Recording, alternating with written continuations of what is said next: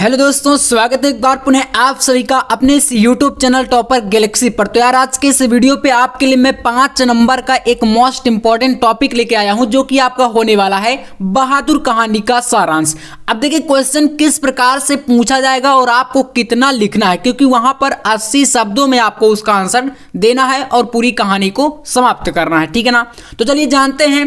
Question जैसे आ जाए कि कहानी के तथ्यों के आधार पर बहादुर कहानी की समीक्षा कीजिए, या तो आ जाए क्वेश्चन कि बहादुर कहानी का सारांश लिखिए, या तो क्वेश्चन पूछ ले कि बहादुर कहानी के आधार पर नायक का चरित्र चित्रण करिए। तो इस प्रकार से जब क्वेश्चन आएगा तो आपको कैसे लिखना है वो चीजें मैं आपको यहां पर बताने वाला हूं। सबसे पहले अगर यहां पर आप बात करें तो देखिए, सबसे पहले आपको पता होना चाहिए कि जो बहादुर कहानी है इसके लेखक कौन है। तो हमें पता है अमरकांत जी हैं। तो हम लोग यहां पर शुरुआत में चाहे आपका चरित्र चित्रण पूछे चाहे सारांश पूछे, आपको ये चीज पहले शुरू में हमेशा बतानी पड़ेगी कि अमरकांत जी द्वारा, मतलब इनके द्वारा लिखा गया है, तो ये आपको बताना पड़ेगा। अमरकांत जी द्वारा रचित बहादुर कहानी एक मध्यम वर्गीय परिवार के जीवन की समस्या को लेकर चली है, ठीक है ना। और इसमें एक बेसहारा पहाड़ी लड़के की मार्मिक कथा चर्चित है। कहानी के तथ्यों के आधार पर कहानी की समीक्षा निम्न प्रकार है, ठीक है ना। अगर समीक्षा पूछेगा फिर आप इसमें हेडिंग डाल के लिख सकते हैं। जैसे यहां पर हमारा इसका शीर्षक, पहले आप शीर्षक हेडिंग डाल के यहां पर शीर्षक में क्या बताएंगे। देखिए कहानी का शीर्षक संक्षिप्त सारगर्भित तथा उपयुक्त है और यह इस कहानी के प्रमुख पात्र बहादुर के नाम पर आधारित है। काफी ज्यादा इंपॉर्टेंट है। देखिए यहां पर आपको पता है कि इसका 5 नंबर बिल्कुल फिक्स होता है, 100% गारंटी होती है, ठीक है ना। तो यहां पर इस प्रकार से लिखेंगे। इसे पढ़कर अब देखिए एक बार कहानी को सुन लीजिएगा, रटना नहीं है, आप अपने हिसाब से लिखिएगा। इसे पढ़कर पाठक के मन में बहादुर के बारे में जानने की इच्छा उत्पन्न होती है और यहाँ पर बहादुर वीरता का प्रतीक नहीं है बल्कि वो एक पहाड़ी बालक था, ठीक है ना। घरेलू नौकर पर्याय का एक मात्र है और इस प्रकार यह कहानी का उपयुक्त शीर्षक है, ठीक है। इसके बाद आप इसका जो है पात्र का अगर चरित्र चित्रण पूछता है, क्योंकि मैंने बताया कि इसी में सारे आंसर आपको मिल जाएंगे, बस इस वीडियो को आपको देख लेना है। देखिए पात्र तथा चरित्र चित्रण की बात करें तो यहाँ पर आप लिखेंगे कैसे, लिखेंगे कहानी में पात्रों की संख्या सीमित है और इसमें केवल 4 प्रमुख पात्र हैं, जिसमें से बहादुर हो गया जो कि बालक था, निर्मला जिसके घर में बहादुर नौकरी करता था और उसका पति निर्मला का, ठीक है, और उसका बालक यानी कि उसका निर्मला का पुत्र जो कि किशोर था, ठीक है ना। ये 4 पात्र हैं प्रमुख। ये सभी पात्र मध्यम वर्ग के प्रतिनिधि हैं, ठीक है। अब इसमें देखिए नेक्स्ट आपको आगे क्या लिखना है।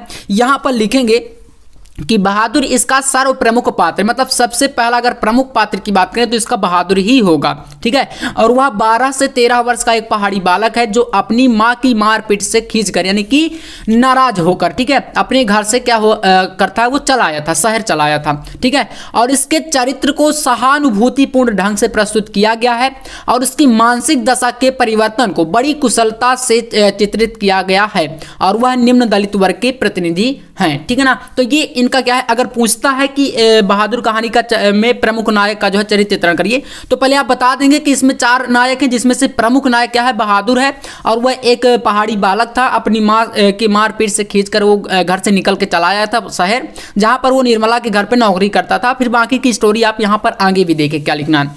लिखेंगे संवाद योजना। संवाद योजना में क्या लिखेंगे कि आलोच्य कहानी के कथोपकन संक्षिप्त, रोचक तथा गतिशील हैं। संवाद कथानक को आगे बढ़ाते हैं और पात्रों के चरित्र पर प्रकाश डालते। निर्मला के पति का बहादुर के प्रति उपेक्षा भाव, निर्मला और उसके रिश्तेदारों की कठोर हृदयता, किशोर का मानवता के विरुद्ध व्यवहार, मतलब जो निर्मला का पुत्र था किशोर, उसने बहादुर को काफ़ी सारे मतलब ऐसे मारपीट या गलत वर्ड भी बोले तो वो एक प्रकार से कह सकते हैं मतलब कि मानवता के विरुद्ध व्यवहार किया उसके साथ, ठीक है ना। तो मानवता के विरुद्ध व्यवहार सभी कुछ उसकी बातचीत से प्रकट हो जाता है। ये इतना आपको लिखना है संवाद योजना में। नेक्स्ट आपको भाषा शैली की बात करें तो यहाँ पर है भाषा शैली। देखिए कहानी में सामान्य लोगों की चलती हुई व्यवहारिक भाषा का प्रयोग किया गया है और कहानी की भाषा वक्रता तथा घुमाव फिराव से सर्वथा दूर तथा सरल स्वाभाविक है। बस इतना देखिए आपको कर देना है। यहाँ पर इतने में अगर बात करें तो यहाँ पर 80 से ज़्यादा शब्द हो चुके हैं,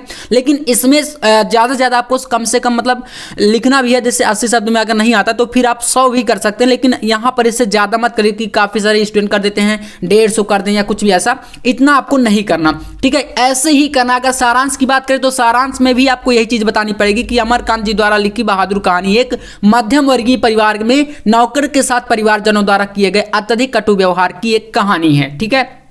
और बाकी की स्टोरी वही हो जाएगी कि बहादुर क्या है, 12 से 13 वर्षीय बालक है, इसमें उम्र भी बता सकते हैं, कुछ भी मतलब जो आपको आए उससे रिलेटेड वो आपको कहानी का सारांश बना के लिख देना होता है। ये बहुत ही इजी है और अगर जैसा मैंने बताया है पूरा आप लोग उसी प्रकार से लिखेंगे तो 5 में 5 नंबर ही आपको पूरा मिलेगा, ठीक है ना। तो अगर वीडियो पसंद आया हो तो लाइक कर देना और ऐसे ही एक एक हिंदी का टॉपिक अगर आप चाहते हैं और हिंदी का ही नहीं प्रत्येक सब्जेक्ट का एक एक टॉपिक एग्जाम से पहले चाहते हैं तो चैनल को आपको क्या करना है, सब्सक्राइब करना है प्लीज और ज्यादा से ज्यादा आपको शेयर भी करना है। बाकी चलिए मिलते हैं नेक्स्ट वीडियो में, तब तक के लिए जय हिंद, वंदे मातरम।